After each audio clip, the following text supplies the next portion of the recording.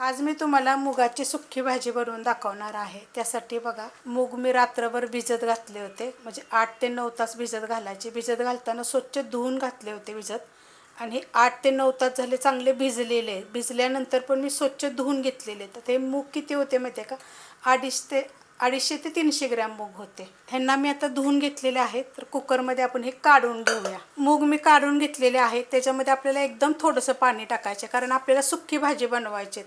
अर्धा ग्लासाला पण कमी पाणी घेतलेलं, त्यातलं मी थोडंसंच पाणी टाकलेलं। असं दिसत असेल पाणी किती टाकलेलं आहे, एकदम थोडंसं। मूगसुद्धा हे बुडलेले नाही आहेत, एवढंच पाणी मी टाकलेलं आहे त्याला। त्यात टाकायचे आपल्याला थोडंसं मीठ आणि थोडीशी हळद, आणि मिक्स करून घ्यायचं। हे बघा, एवढं पाणी आहे हे। हळद आणि मीठ टाकल्यानंतर बघा मी हलवून घेतलेलं आहे। तर एवढं पाणी मी टाकलेलं आहे अशा पद्धतीमध्ये।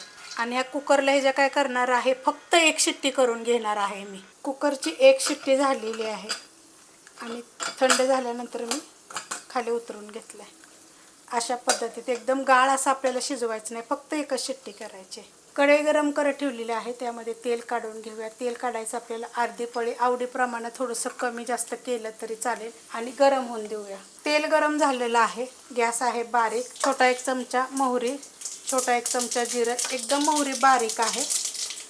त्यात टाकायचा कढीपत्ता, थोडीशी टाकायची हिंग पावडर, त्यात टाकायचं आपल्याला एक मोठ्या आकाराचा कांदा। कांदा जर अशी भाजी असली की नाही मुगाची मटकीची, तर कांदा थोडा जास्त घालायचा। कांदा चांगला भाजून घेऊया। कांदा मस्त भाजलेला आहे, त्याच्यामध्ये आलं, लसूण आणि हिरवी मिरची पोपटी कलरची आहे, ती मी अशी कुटून घेतली होती। चमच्याच्या प्रमाणे अर्धा चमचा घेतलेला आहे। मस्त असं परतून घेतलेलं आहे। त्याच्यामध्ये एक छोट्या आकाराचा टोमॅटो घेतलेला आहे, त्यामध्ये थोडंसं मीठ टाकायचं। शिजवताना पण आपण थोडंसं मीठ टाकलं होतं, चव बघूनच टाकायचं। परतून घ्यायचं, थोडंसं परतून घेतलेलं आहे।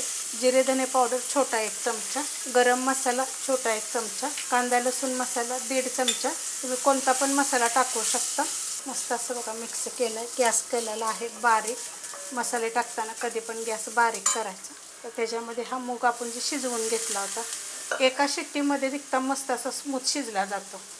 आणि शिट्टी जरी नाही केली तरी डायरेक्ट जरी बनवला तरी पण चालू शकतं। तशासुद्धा रेसिपी मी अपलोड केलेल्या आहेत। हलक्या हाताने आपल्याला ह्याला परतायचे, जास्त जोर लावून परतायचं नाही आहे।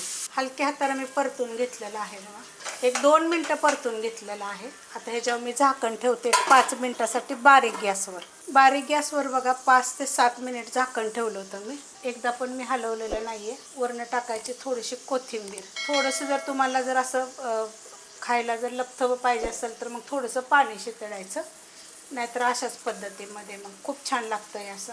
आणि जर न शिजवता केलं तर डायरेक्ट तुम्ही ह्याच्यामध्ये मग मूग टाकू शकता। थोडंसं एक अर्धा ग्लास पाणी टाकायचं आणि शिजवायचं। तशा पण रेसिपी अपलोड केलेल्या आहे, असं पण तुम्ही करू शकता। खूप चविष्ट अशी लागतं हे मुगाचं। एका शिट्टीमध्ये पण खूप सारं शिजलं जातं। तुम्हाला रेसिपी कशी वाटली मला कमेंट करून सांगा। रेसिपी आवडली तर लाईक करा, सबस्क्राईब करा, कमेंट करा आणि शेअर बी करा।